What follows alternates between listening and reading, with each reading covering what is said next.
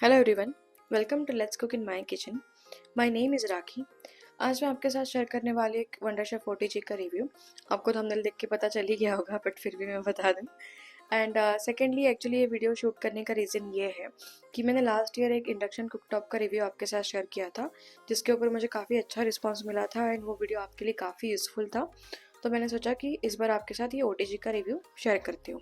तो video start करने से पहले मैं आपको बता दूँ कि ये कोई भी पेड प्रमोशनल वीडियो नहीं है। 6 मंथ्स पहले मैंने ये ओटीजी अपने खुद के पर्सनल यूज़ के लिए परचेज़ किया था और जब से मैंने परचेज़ किया है मुझे ये काफ़ी अच्छा लगा। इसका रिव्यू मतलब मेरे हिसाब से काफ़ी अच्छा है, इसलिए मैं आपके साथ शेयर कर रही हूँ। अब हम बात करेंगे ये ओटीजी जो है वो एग्जैक्टली क्या है, बट सबसे पहले मैं आपको बता दूं कि इस वीडियो में मैं क्या क्या पॉइंट्स कवर कर रही हूँ, ताकि आपको पता चलेगा कि ये वीडियो आपके लिए कितना यूज़फुल है। तो सबसे पहले जिन लोगों को नहीं पता मैं उनके लिए बता दूंगी कि व्हाट इज़ ओटीजी। सेकेंडली ये कंपनी कौन सा है, इसकी कैपेसिटी कितनी है, ये कितने वैट का है, इसका वेट कितना है, इसका बिल्ड क्वालिटी या फिर बिल्ड मटेरियल या फिर जो बॉडी है वो किस चीज़ का है।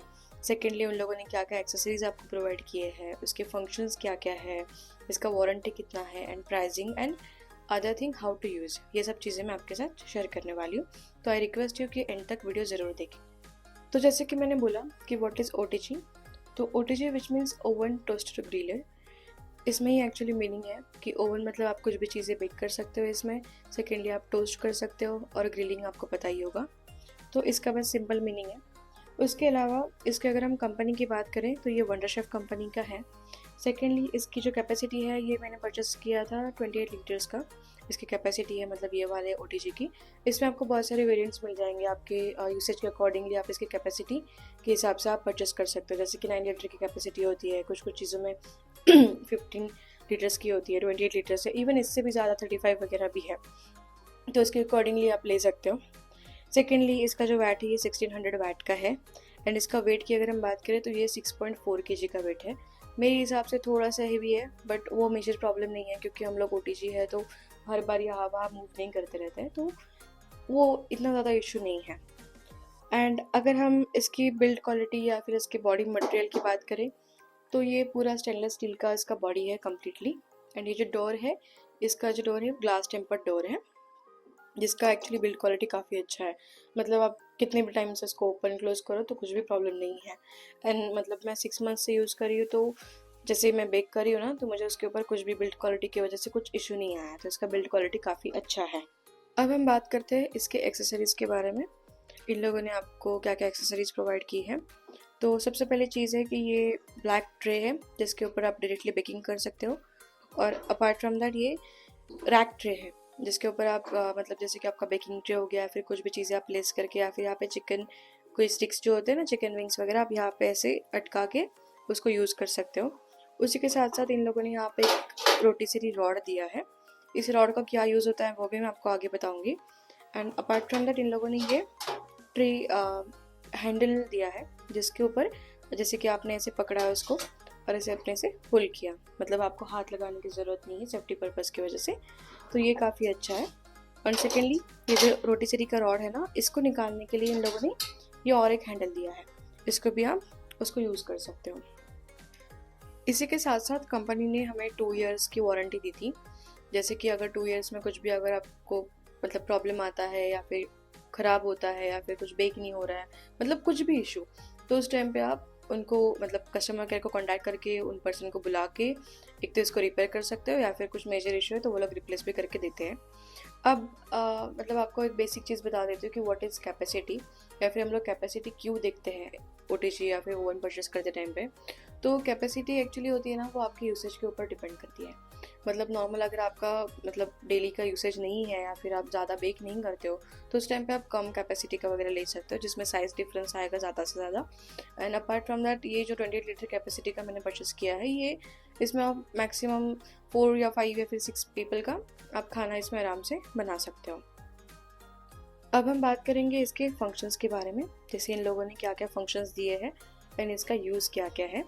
तो सबसे पहला फंक्शन जो है ना, ये एक आपको दिख रहा है कन्वेक्शन, रोटिसरी एंड ऑफ, ये तीनों फंक्शंस हैं, जिसमें आपको मैं मतलब सिंपल बता देती हूँ कि कन्वेक्शन हम लोग कब यूज़ कर सकते हैं। जैसे कि आप कुछ हेवी बेकिंग कर रहे हो जिसके लिए आपको 1-2 घंटे का टाइम लगने वाला है, या फिर जो ज़्यादा एयर कंज्यूमिंग वाला है, तो उस टाइम पे हम लोग कन्वेक्शन का मोड ऑन कर सकते हैं। जिससे क्या होगा कि अगर जो हम लोग बना रहे हैं, कुछ बेक कर रहे हैं, उस टाइम पे ओटीजी में अपने आप ऑटो एयर क्रिएट हो जाती है, जो बहुत ज़्यादा गर्म हवा होती है, उसको हम लोग डायरेक्टली बाहर पास ऑन कर सकते हैं। इसलिए हम लोग ये ऑप्शन सेलेक्ट करना होता है। इस ऑप्शन सेलेक्ट करने के बाद ऑटोमेटिकली ओटीजी जो है वो गर्म हवा बाहर फेंक देता है, जो एक्सेसिव होती है। सेकेंडली, जैसे मैंने आपको रॉड दिखाई थी रोटीसेरी की, तो ये ऑप्शन उस टाइम पे यूज़ कर सकते हैं जब हम लोग वो रॉड यूज़ कर रहे हैं। तो ये रोटीसेरी ऑप्शन सेलेक्ट करने के बाद क्या होता है ना कि आप रॉड के ऊपर कुछ भी चीज़ें प्लेस कर रहे हो, जैसे कि चिकन तंदूरी हो गया या फिर पनीर टिक्का, कबाब, जो भी चीज़ें आप उसके ऊपर लगा रहे हैं और वहाँ पे प्लेस कर रहे हो, तो उस टाइम पे ये ऑप्शन हम लोग सिलेक्ट करते हैं। इस ऑप्शन को सिलेक्ट करने से आपको ये जो रोटीसेरी का जो रॉड है ना, ऑटोमेटिकली रोटेट होते रहता है, मतलब वो घूमते रहता है, जिससे इवनली बेकिंग होती है। सेकेंडली, अच्छे से ग्रिल भी हो जाता है। तो इस टाइम पे हम लोग ये ऑप्शन सिलेक्ट कर सकते हैं। बाकी अगर हम ये दो चीज़ें यूज़ नहीं कर रहे हैं तो उस टाइम पे हमें ये कम्प्लीटली ऑफ रखना है। जैसे कि मोस्टली लोग ओटीजी या फिर ओवन बेकिंग के लिए यूज़ करते हैं, जैसे केक बेक करना हो गया या फिर कप केक्स हो गए, उस टाइम पे ही हम लोग मोस्टली ये सारे ऑप्शन सिलेक्ट नहीं करते हैं, इसे ऑफ करके रखते हैं।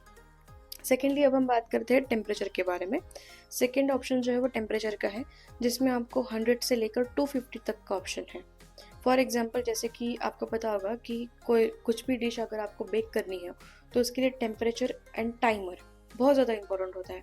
ना आप ओवर कुक कर सकते हो, ना आपको मतलब अनकुक्ड रख सकते हो। इन सब चीज़ों का आपको ध्यान रखना पड़ता है। इस टाइम पे हम लोग टेम्परेचर सेलेक्ट करते हैं। तो टेम्परेचर सेलेक्ट करना मतलब बेसिक क्या, आपके डिश के अकॉर्डिंगली टेम्परेचर सेट होता है। जैसे कि आप नॉर्मल कपकेक्स बना रहे हो, तो कपकेक्स बनाने के लिए आपको 15 to 20 मिनट्स का मैक्सिमम टाइम लगता है। तो उसके लिए हमें टेम्परेचर जो है ना वो थोड़ा लो रखना पड़ता है, जैसे कि मान लो 150 to 160 के बीच में। तो उस टाइम पे हमें ऐसे टेम्परेचर सिलेक्ट कर सकते हैं यहाँ पे ऐसे घुमा के, ठीक है। अब हम बात करेंगे हीट सिलेक्टर।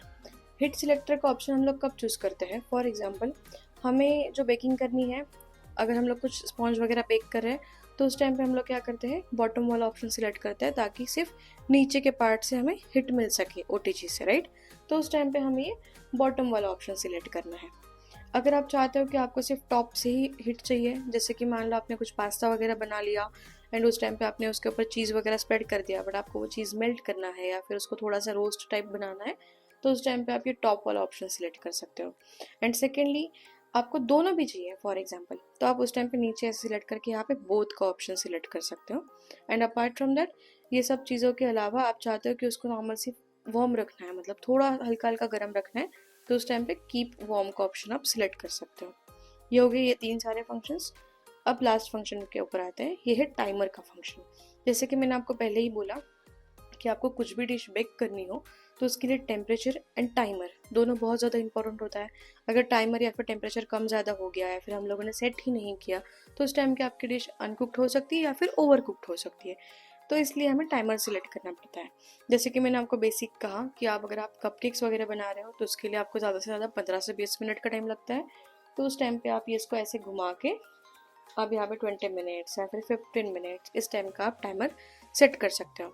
एंड इसकी अच्छी चीज़ क्या है कि आप जब टाइमर सेट करते हो ना, तो उसके बाद जैसे ही अपने आप टाइमर ख़त्म हो जाता है, मतलब 30 मिनट्स अगर आपने सेट किया एंड 30 मिनट्स आपके ख़त्म हो गए, तो उस टाइम पे आप अपने आप ही रिंग बेल करेगा इस टाइप में।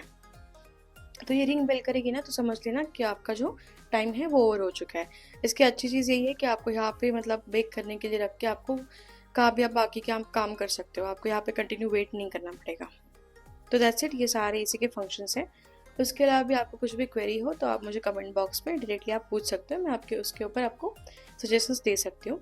एंड अपार्ट फ्रॉम दैट मैं आपको एक बेसिक चीज़ बता देती हूँ कि अगर आप कुछ भी बेक कर रहे हो, मतलब केक हो, चिकन हो, पनीर हो, कुछ भी डिश बना रहे हो, मैं बस एक सजेस्ट करूँगी कि बस 5 to 10 मिनट्स के लिए इसको आप प्री हीट करो, उसके बाद आप यूज़ करो। प्री हीट करने के लिए भी सेम 10 मिनट्स का टाइमर लगा दिया, टाइमर ख़त्म होने तक आपको उसके अंदर कुछ भी ट्रे वगैरह प्लेस नहीं करना है। जैसे ही टाइमर ख़त्म हो जाएगा उसके बाद आपका प्री हीट हो गया है, आप अपनी डिश प्लेस करो, फिर से आपकी डिश के अकॉर्डिंगली आप उसका 30 मिनट्स 40 मिनट जो भी टाइमर है वो आप सेट कर सकते हो, ठीक है। So that's it from my and. इसके अलावा भी जैसे मैंने कहा कि आपके कुछ भी क्वेश्चंस हो तो आप मुझे पूछ सकते हो। एंड अगर मैं एक्चुअली इसका ऑनेस्टली रिव्यू दूँ तो सबसे पहले मैं, जैसे कि बीच में बहुत ट्रेंडिंग चल रहा था कि अगारो का ओटीजी लेना है, अगारो का ओटीजी हर कोई परचेस कर रहा था, तो मेरा भी सेम था, मुझे अगारो का ही ओटीजी लेना था, बट उस टाइम पे मुझे मिला नहीं वो।